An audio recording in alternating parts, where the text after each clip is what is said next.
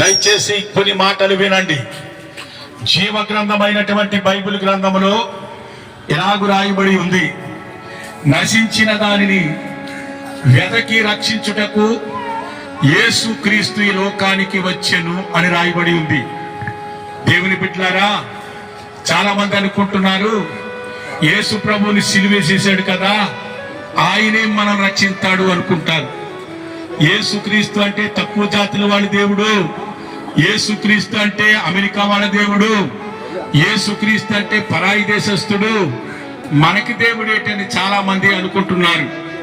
కానీ బైబిల్ అంటుంది ఆయన వచ్చింది నశించిన వారి కోసమని వాక్యము సెలవిస్తూ ఉంది. ఎందులో నశించిపోతుంది మానవ జాతి?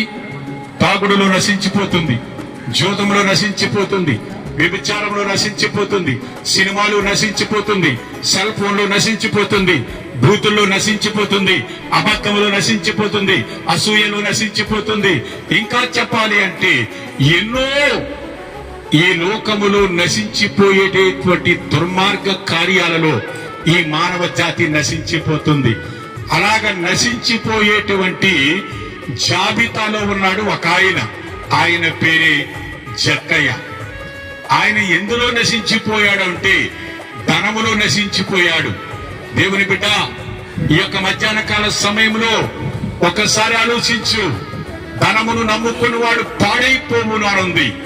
ఈ భూమి మీద ధన ధాన్యాదులు కలిగిన గొప్ప చక్రవర్తులు, అనేక మంది వీరులు, రాజులు, అనేక మంది మేధావులైన వారందరూ కూడా ఆ ధనములోని ఆ ధనము వలనే నశించిపోయారు.